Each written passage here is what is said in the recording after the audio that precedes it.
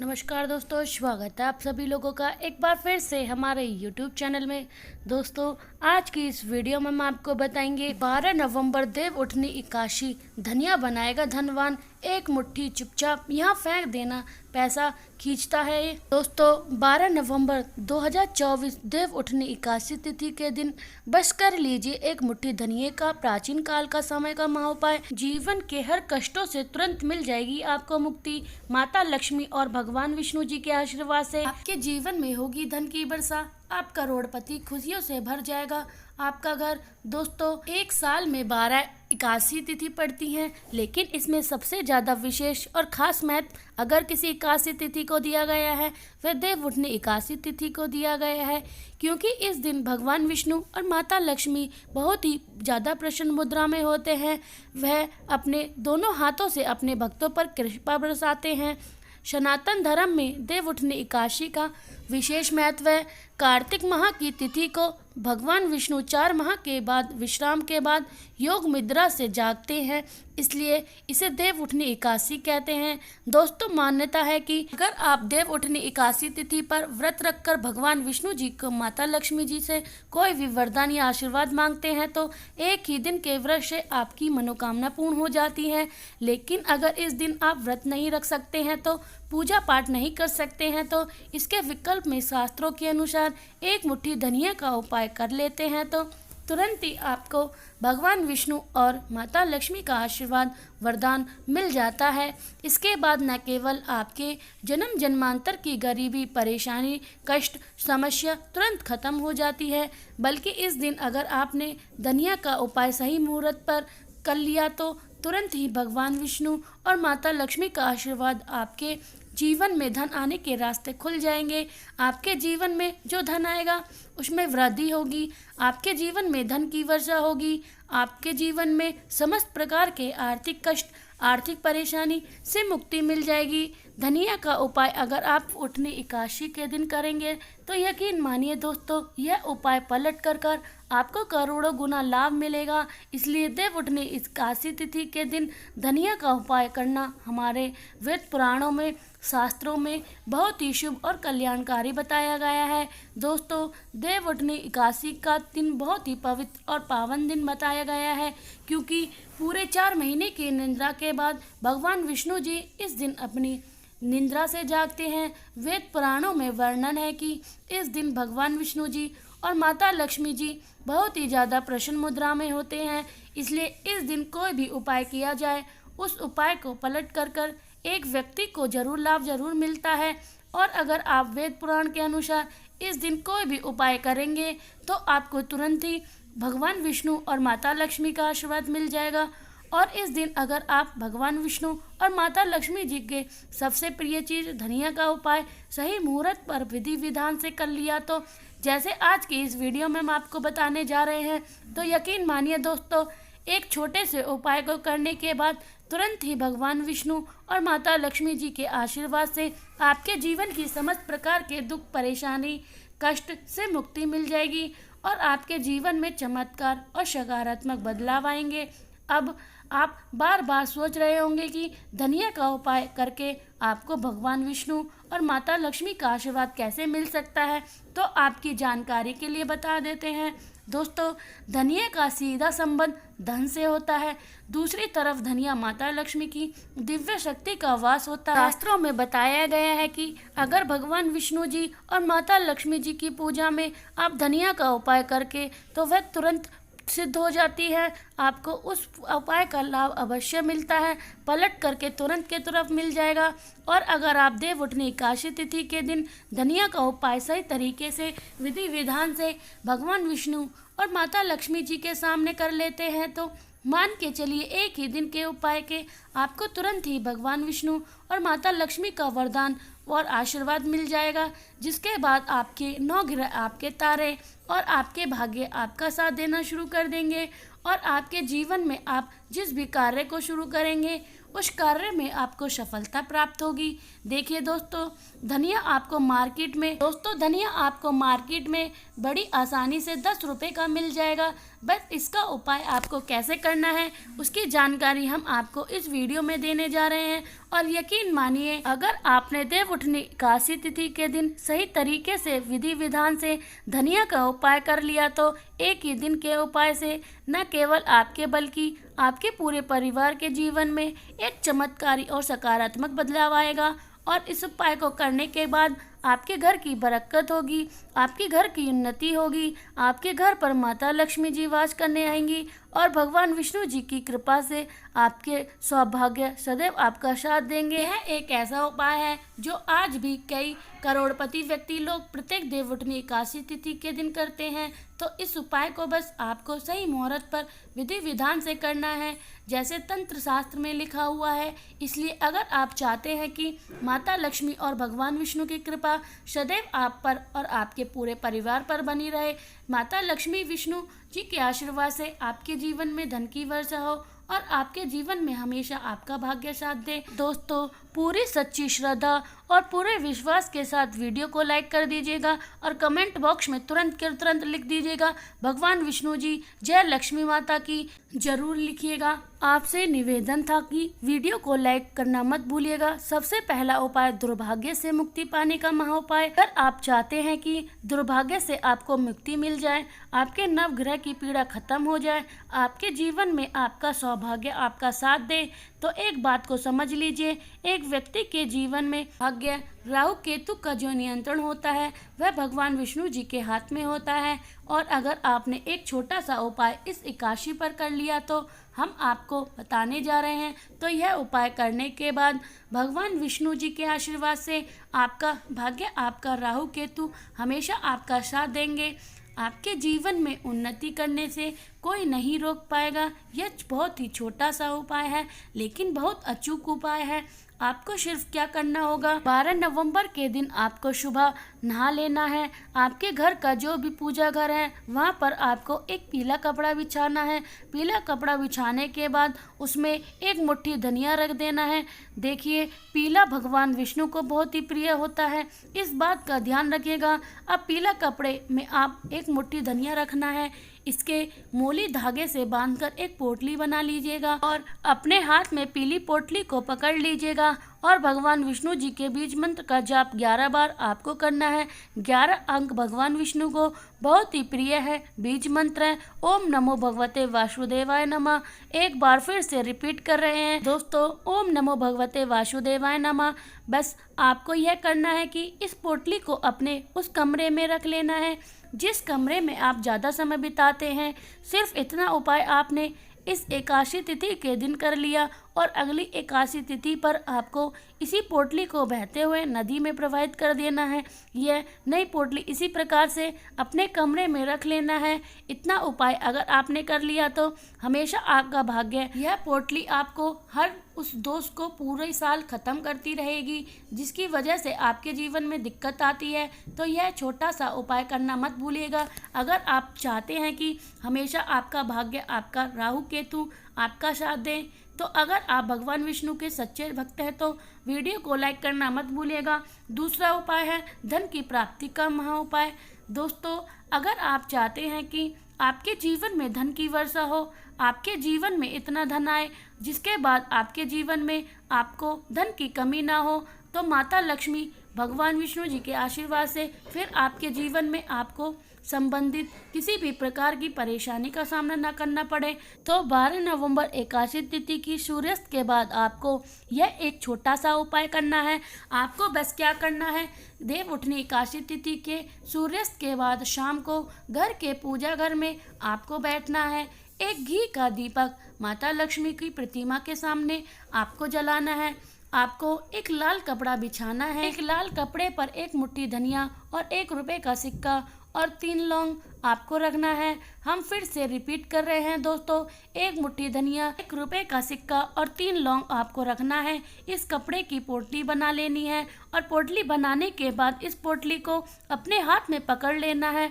पोटली को हाथ में पकड़ने के बाद माता लक्ष्मी जी के बीज मंत्र आपको 11 बार जाप करने हैं, क्योंकि 11 अंक माता लक्ष्मी और भगवान विष्णु को बहुत प्रिय है। बीज मंत्र है ओम महालक्ष्मी नमः। हम फिर से रिपीट कर दे रहे हैं, और दोस्तों, ओम महालक्ष्मी नमः इस बीज मंत्र का जाप आपको सिर्फ और सिर्फ 12 बार करना है और इस पोटली को अपनी अलमारी में, तिजोरी में रख देना है।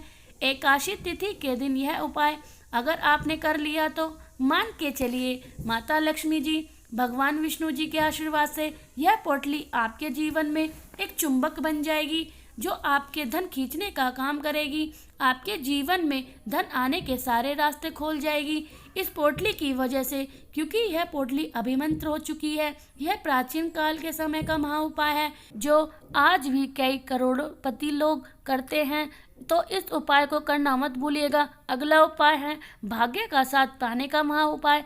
अगर आप चाहते हैं कि सदैव आपका भाग्य आपका साथ दे, आप जिस भी काम को शुरू करें उस कार्य में आपको सफलता प्राप्त हो, दोस्तों बस क्या कीजिएगा, इस देवउठनी एकादशी तिथि के दिन आप 11 रोटी बनवा लीजिए, क्योंकि 11 अंक भगवान विष्णु को, माता लक्ष्मी को बहुत प्रिय है। हर रोटी पर 11 की संख्या में धनिया रख देना है और यह किसी गाय को खिला देना है। इतना उपाय का अगर आपने कर लिया तो हमेशा आपका भाग्य आपका साथ देगा। आप जो भी निर्णय लेंगे उस निर्णय से आपको फायदा पहुंचेगा। यह उपाय कर लीजिएगा, आपको करना है, क्योंकि गाय में 33 कोटि देवी देवता का वास होता है। गाय के गोबर में माता लक्ष्मी का वास होता है। खुद भगवान श्री कृष्ण बड़े गौसेवक थे और यह उपाय अगर आपने इस एकादशी तिथि पर कर लिया तो पूरे साल आपके राहु केतु, आपके नवग्रह आपका भाग्य साथ देंगे। आप जो भी निर्णय लेंगे उस निर्णय से आपको फायदा पहुंचेगा। और यह प्रत्येक देवउठनी एकादशी तिथि के दिन उपाय किया गया, एक व्यक्ति का भाग्य उदा हो गया है। माता लक्ष्मी आज आपकी इस वीडियो को जो लाइक करेगा उसकी गरीबी हमेशा हमेशा के लिए खत्म कर देना, उसके जीवन में उसको धन दौलत सुख वैभव परिपूर्ण कर देना। इस एकादशी के बाद उस व्यक्ति को करोड़पति बना देना। ऐसा खाना घर में कभी मत बनाना, पूरा घर परिवार बर्बाद हो जाता है। साथ ही साथ देवउठनी एकादशी पर ऐसा क्या खाना चाहिए जिससे कि आपके जीवन में भगवान विष्णु की कृपा बनी रहे, माता लक्ष्मी जी की कृपा प्राप्त हो जाए। दोस्तों, देवउठनी एकादशी पर 5 गलती कभी मत करना। व्रत में यह चीज कभी मत खाना। व्रत में 3 गलती नहीं करनी चाहिए। देवउठनी एकादशी कब है, क्या खाएं क्या नहीं, तुलसी पूजा कैसे करें, तुलसी तोड़ें या नहीं, व्रत का पारण कब है, व्रत में क्या करें क्या नहीं। दोस्तों, आज हम आपको देवउठनी एकादशी से संबंधित संपूर्ण जानकारी बताएंगे। हिंदू पंचांग के अनुसार कार्तिक महीने के शुक्ल पक्ष की एकादशी तिथि को देवउठनी एकादशी के नाम से जानते हैं।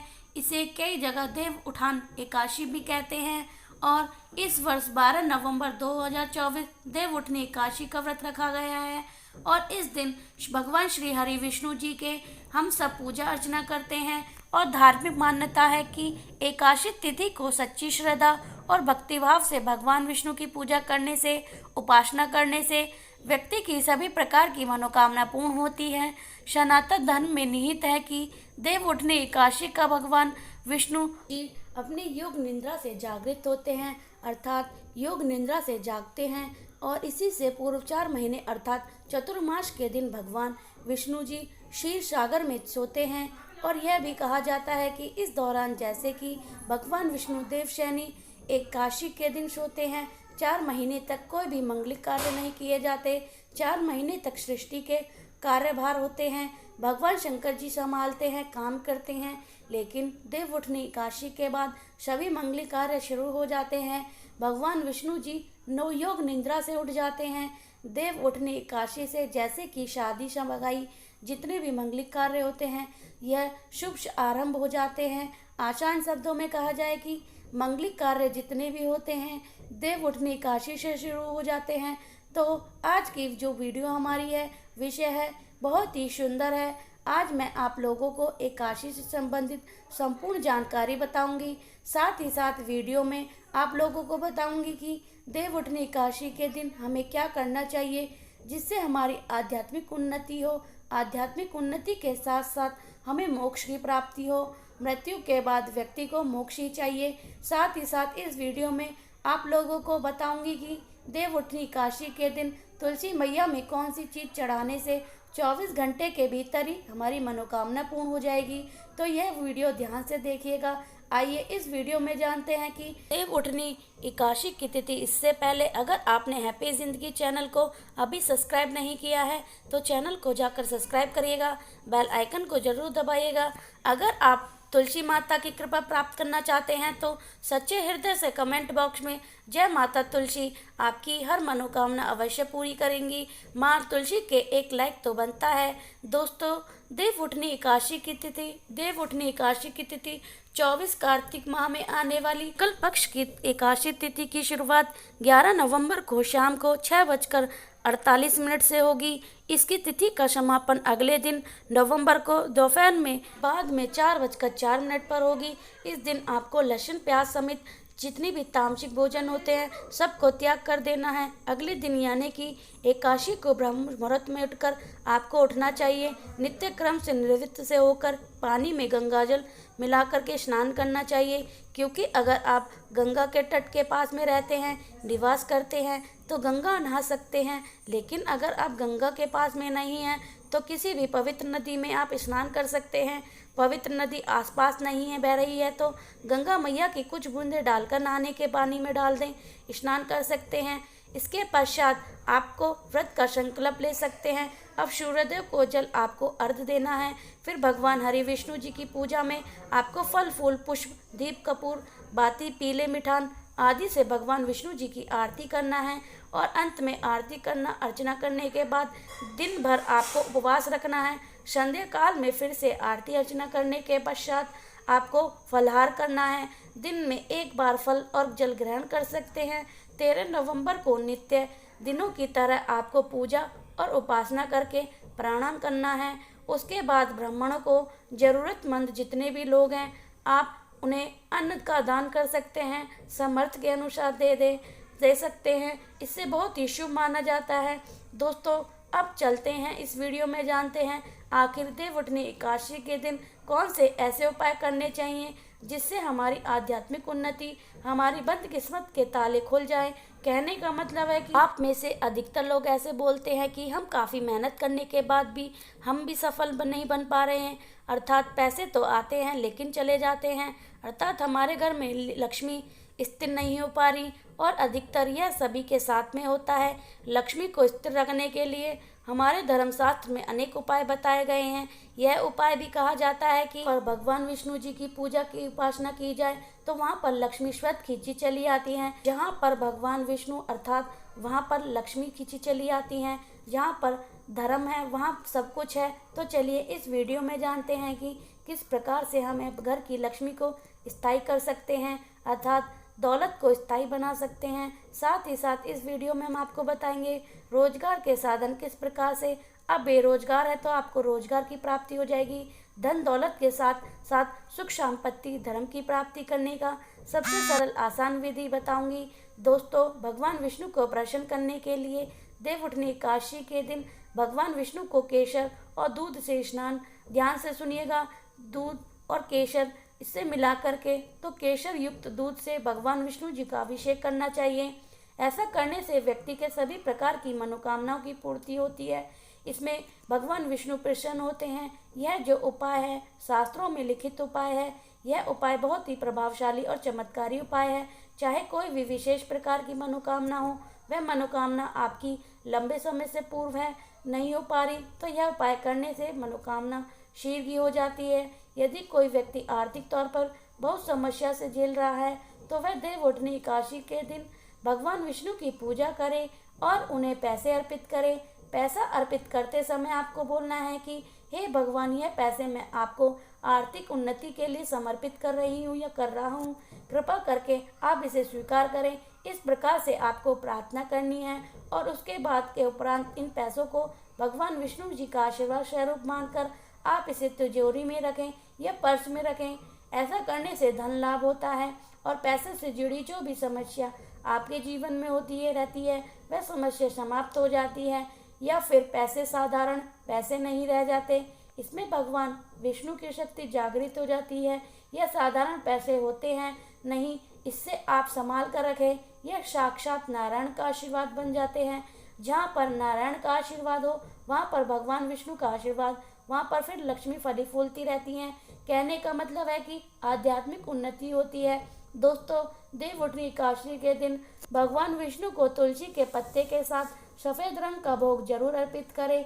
इस दिन हो सके तो खीर या सफ़ेद रंग के मिठान से भगवान विष्णु का भोग लगाना अति उत्तम होता है। ऐसे करने से धन में वृद्धि होती है, क्योंकि जो माता लक्ष्मी है यह सफ़ेद वस्तु की तरफ बहुत ही जल्दी आकर्षित होती है।